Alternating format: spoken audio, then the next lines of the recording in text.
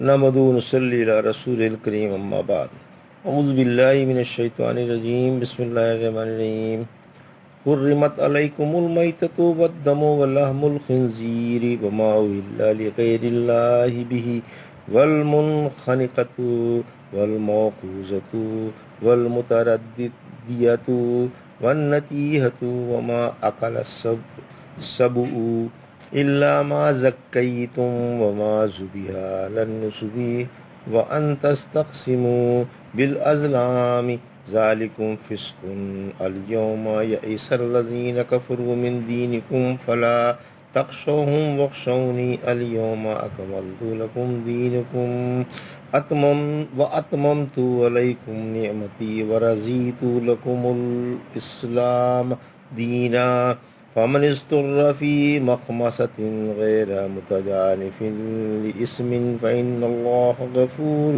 رحیم۔ ابھی آپ نے سورہ مائدہ کی آیت 3 کی تلاوت سماعت فرمائی۔ اس آیت کا ترجمہ اور تفسیر اس طرح ہے۔ ترجمہ: تم پر مردار خون، سور کا گوشت، وہ جانور جس پر غیر اللہ کا نام پکارا گیا ہو، گلا گھٹ کر مرنے والا، چوٹ کھا کر مرنے والا، اوپر سے گر کر مرنے والا، سینگ کی چوٹ سے مرنے والا، وہ جسے درندے نے کھا لیا ہو بحرز اس کے جسے تم ذبح کر لو، اور جو بتوں کے نام پر ذبح کیا گیا ہو، سب حرام کر دیے گئے ہیں، اور تیروں کے ذریعے بانٹا ہوا بھی۔ یہ تمام بدترین جرائم ہیں۔ آج کا کافر تمہارے دین سے نا امید ہو چکے ہیں، لہٰذا ان سے مرعوب نہ ہونا اور مجھی سے ڈرتے رہنا۔ آج میں تمہارے لیے تمہارا دین پورا کر چکا اور تم پر اپنی نعمت مکمل کر چکا اور تمہارے لیے دین اسلام سے راضی ہو گیا۔ پھر جو سخت بھوک میں مجبور ہو جائے اور گناہ کی طرف جھکنے والا نہ ہو تو بلا شبہ اللہ بڑا بخشنے والا اور کمال مہربان ہے۔ تفسیر: مرے ہوئے جانور کی حرمت۔ مندرجہ بالا جرائم کیے ہوئے جانوروں سے مسلمان بچتے ہیں۔ مردار سے جو اپنی موت سے مر گیا ہو اور ذبح نہ کیا گیا ہو اور نہ شکار کیا گیا ہو، اس کی حرمت نقصان کی وجہ سے ہے، کیونکہ اس میں رکا ہوا خون ہے جو دین و بدن دونوں کو نقصان پہنچاتا ہے، لیکن اس سے مچھلی مستثنیٰ ہے، کیونکہ رسول اللہ صلی اللہ علیہ وسلم سے سمندر کے پانی کے بارے میں پوچھا گیا تو فرمایا اس کا پانی پاک ہے اور اس کا مردار حلال ہے۔ اسی طرح ٹڈی بھی مستثنیٰ ہے۔ بہنے والے خون کی حرمت۔ بہنے والا خون بھی حرام ہے، کیونکہ دوسری آیت میں دم کی مسفوح کے ساتھ قید آ گئی ہے۔ ابن عباس کہتے ہیں کہ تلی کے بارے میں پوچھا گیا، فرمایا کھاؤ۔ لوگوں نے کہا یہ تو خون ہے، فرمایا تم پر بہنے والا خون حرام ہے۔ سور کی حرمت۔ فرمایا سور کا گوشت بھی حرام ہے، یعنی ہر قسم کا سور حرام ہے۔ حرمت گوشت سے اس کے تمام اعضاء کی حرمت ثابت ہوئی اور چربی بھی حرام ہوئی۔ رسول اللہ صلی اللہ علیہ وسلم نے فرمایا جو شطرنج سے کھیلا اس نے اپنا ہاتھ خنزیر کے گوشت و خون میں رنگا۔ رحمت عالم صلی اللہ علیہ وسلم نے فرمایا کہ حق تعالیٰ نے شراب، مردار، سور اور بتوں کی خرید و فروخت کی ممانعت فرما دی۔ پوچھا گیا یا رسول اللہ صلی اللہ علیہ وسلم مردار کی چربی کے بارے میں کیا حکم ہے؟ یہ چربی کشتیوں اور چمڑوں پر لگائی جاتی ہے اور اس سے چراغ بھی جلائے جاتے ہیں۔ فرمایا وہ بھی حرام ہے۔ ابو سفیان نے ہرقل شاہ روم سے کہا تھا کہ محمد صلی اللہ علیہ وسلم ہمیں مرے ہوئے جانوروں سے اور خون سے روکتا ہے۔ غیر اللہ کے نام کے ذبیحے کی حرمت۔ پھر فرمایا غیر اللہ کے نام کا ذبیحہ بھی حرام ہے، کیونکہ حق تعالیٰ نے یہ بات ضروری قرار دی کہ اس کی مخلوق اسی کے عظیم نام پر ذبح کی جائے۔ پھر اگر انسان اس حکم سے سرتابی کر کے کسی غیر کا نام لے کر، مثلا کسی پیر یا کسی بت کے نام پر یا مورتی کے نام پر یا جن و پری کے نام پر یا کسی بزرگ کے نام پر کوئی جانور ذبح کر دے تو وہ ذبیحہ بالاتفاق حرام ہے۔ ثقیل وغیرہ دھاردار چیز سے مرے ہوئے اور گلا گھونٹے ہوئے جانور کی حرمت۔ فرمایا جو جانور گلا گھونٹ کر مرا یا مارا گیا ہو وہ بھی حرام ہے۔ موقوذہ اس جانور کو کہا جاتا ہے جو کسی ثقیل و غیر دھاردار چیز کی چوٹ سے مر گیا ہو۔ اوپر سے گر کر مرنے والے اور کنویں میں گر کر مرنے والے جانور کی حرمت۔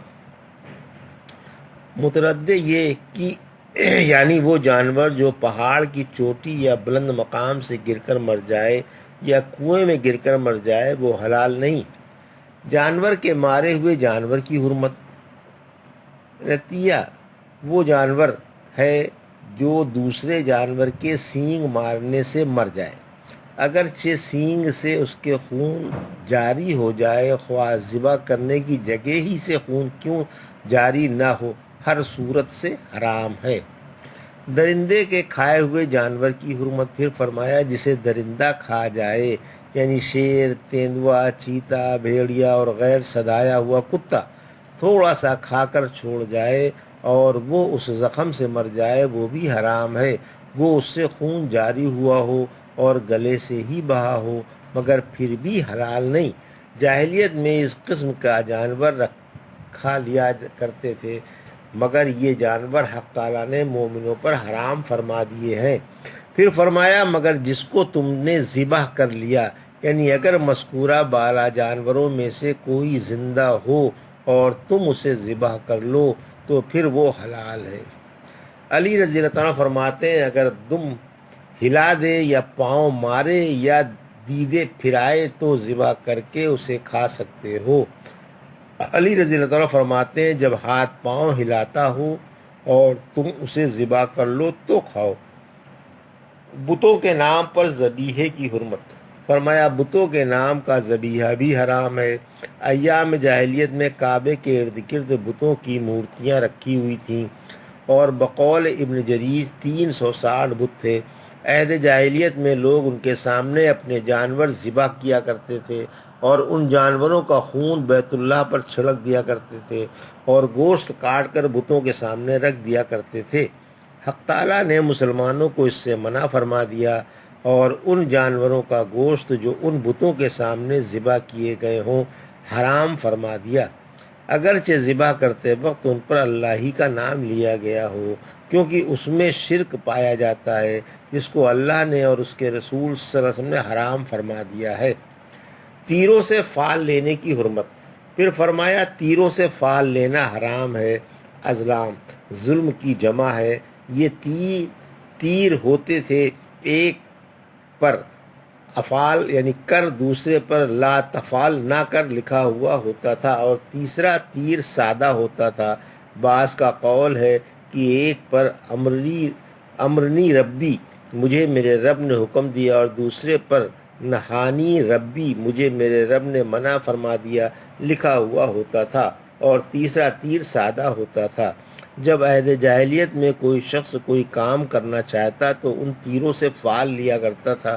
اگر حکم کا تیر نکل آتا تو کام کرتا، اگر منع کا نکلتا تو باز رہتا، اور اگر سادہ تیر نکل آتا تو پھر از سر نو عمل کرتا۔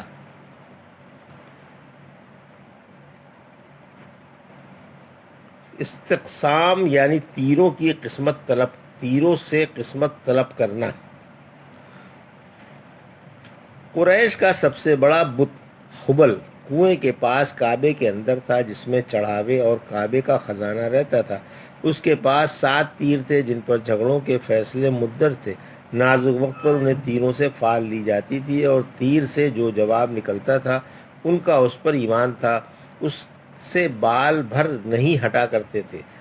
جب رسول اللہ صلی اللہ علیہ وسلم کعبہ اقدس میں تشریف لے گئے، وہاں آپ نے ابراہیم و اسماعیل علیہ السلام کی تصویریں دیکھیں جن کے ہاتھوں میں تیر تھے، تو فرمایا اللہ ان مشرکوں کو غارت کرے، انہیں خوب معلوم ہے کہ انہوں نے تیروں سے کبھی فال نہیں لی۔